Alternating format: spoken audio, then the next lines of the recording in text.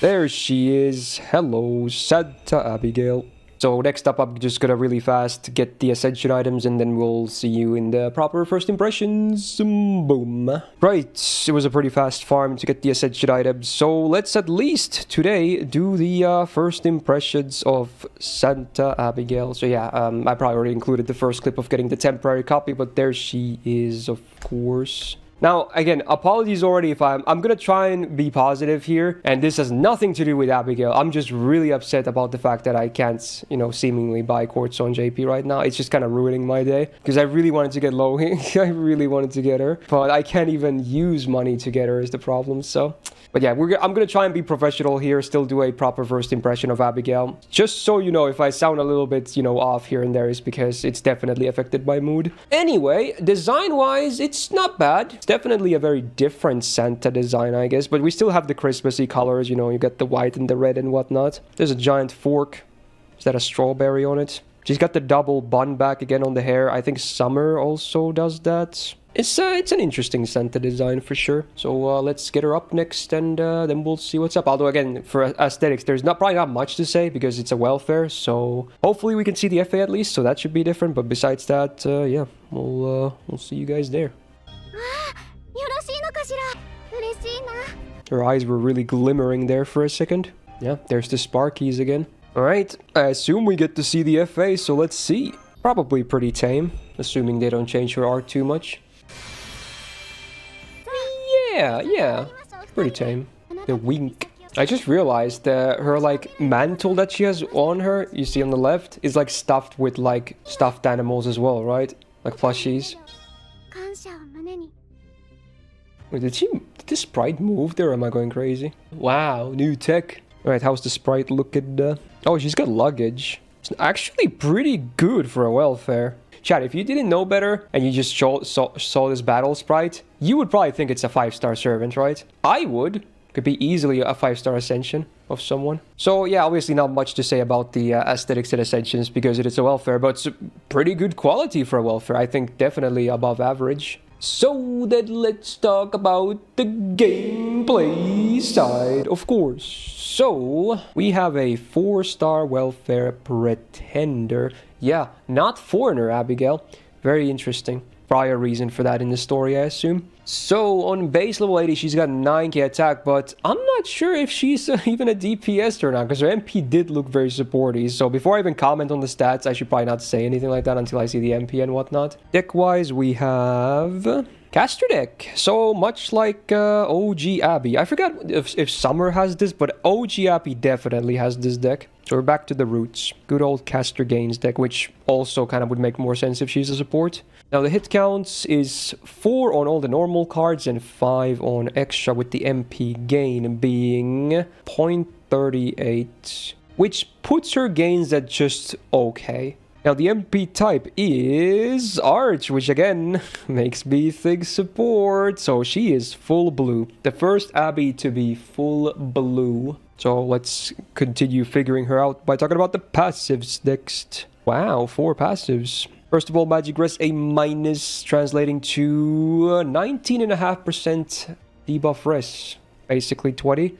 Pretty cool, especially if she has boss presence. 6% arts up from the Territory Creation C. Very good considering she is full blue. There's the foreigner passive still. Interesting. So yeah, something is clearly going on. B rank, which translates to 8% debuff res as well. So that's like basically 28% now total. And then the 2 stars per turn. And then what is this? She gets Arts card star generation up, and that is 20%. Okay, so maybe a little bit of stars. You still can't expect her to be doing a ton of stars though, because she's still arts, but this helps a little bit, I suppose. Yeah, pretty decent but basic set of passives, especially for welfare. The Append is against Berserkers. Very interesting, and also very solid. I wonder if that's because of Lohi, probably, or something else. But yeah, anti-Berserker, very, very good and useful for basically anyone.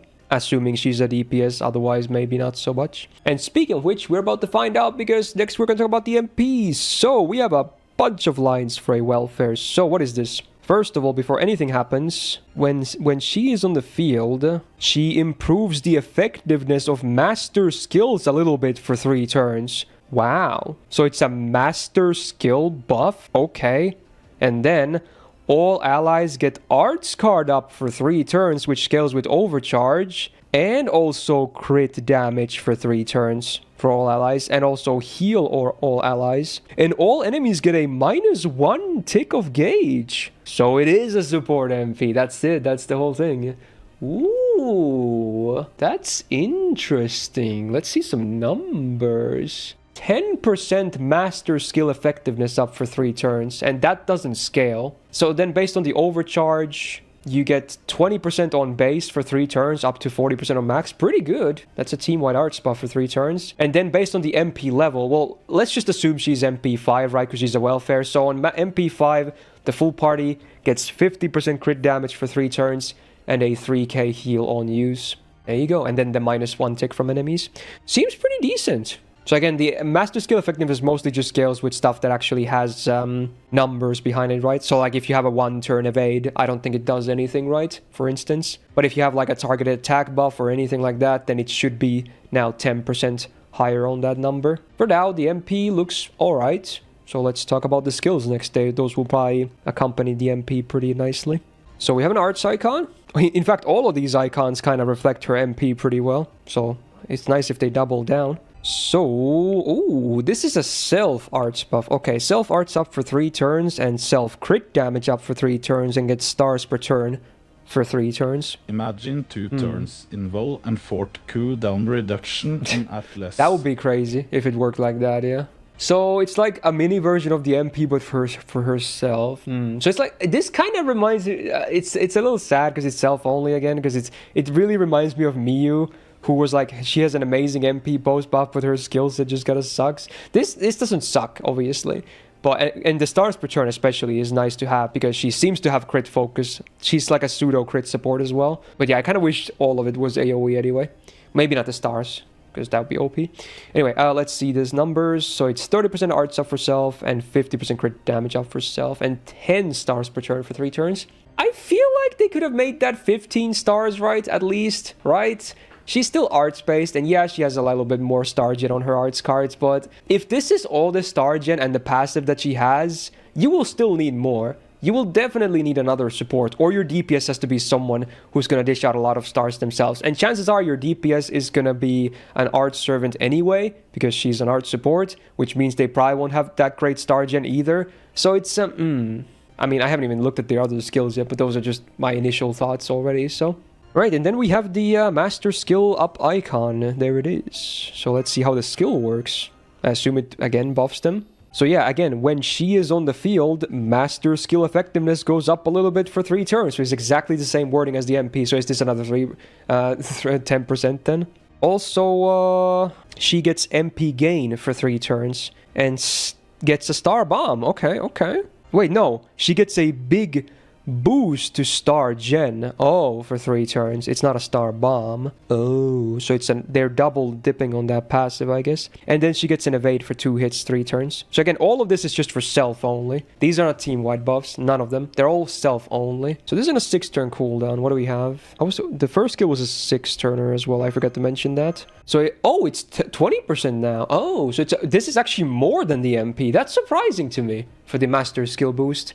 If anything, you would expect the master skill or the MP to be the higher one, right? Because it's harder to activate than a skill. So you get 30% master skill boost for 3 turns if you have this and the MP up. And then she gets 30% MP gain for 3 turns, 100% star gen for 3 turns. Okay, that's a bit better sounding because the passive wasn't that big, but this is big. She actually does have decent hit. If you have a, like, what is it now, 120 or something for arts cards?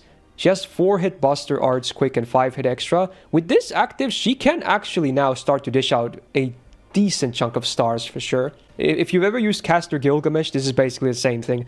Although, sadly, unlike him, this is not team-wide, so you would still have to use some of her face cards anyway. And a lot of the times, you kind of don't really want to use too many of your support face cards, so it's still maybe not ideal. I feel like more stars per turn would have still been better, because that way you get stars guaranteed without using her face cards. But it does at least play more into that crit stuff, which is nice. And then the 2-hit 3-turn evade doesn't scale, obviously. I like that the evade is also hit-based. Like, I sound like a broken record when I say that, but it is nice. I prefer that over like 1-turn stuff. It's alright. Alright, then we have a battery icon. Let's see. Oh, here we go. Now we're back to team stuff. It's an AoE battery. And then all team members get 1 step of overcharge for 1 time 3 turns. And then all allies that are child servant trait get a large amount of HP up, like max HP up for 3 turns, and then you get a star bomb. The star bomb is it's not scaling from child servants, right? It's just the max HP that gets applied to them, right? Yeah, the star bomb always happens as well, right? So it's a very small boost if you have that trait. Otherwise, everything else works always, right? So this is on a 6-turn cooldown. Let's see. Yes, it's a spread 20. Okay. I was really hoping for it to be spread 20. I was just scared it was going to be spread 10, but spread 20. Hey, that's rare for a welfare.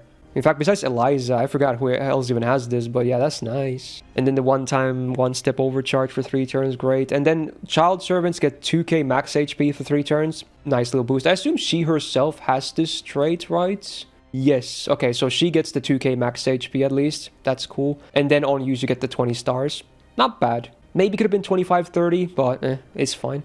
Honestly, wow, this skill definitely makes her look way better. Way better. And with the overcharge buff, her MP becomes a 25% arts up for 3 turns for the all allies. Yeah, this skill definitely made her seem way better as a support now. Okay. Honestly, ooh. Obviously, arts crits are still a bit niche. They still, to this day, they're not, like, amazing compared to, like, Buster and even Quick, I want to say. But this is a nice addition, especially, and she's the welfare. So everyone's going to have access to an MP5 Santa Abby, right? That's actually interesting. So honestly, I really like this. Now that I've seen the full kit, yes, it's not amazing, but she will definitely have some uses. Maybe not a ton for like really established accounts, but she would be a huge get for like newer accounts. For sure, yeah. There's a lot of nice stuff going on here in her kit. I'm actually really happy with this Santa. She might be a good for solo since she has drain HP and healing on her MP. And she has max HP as well, and the dodge. Honestly, yeah, maybe she could have a little bit of solo potential too.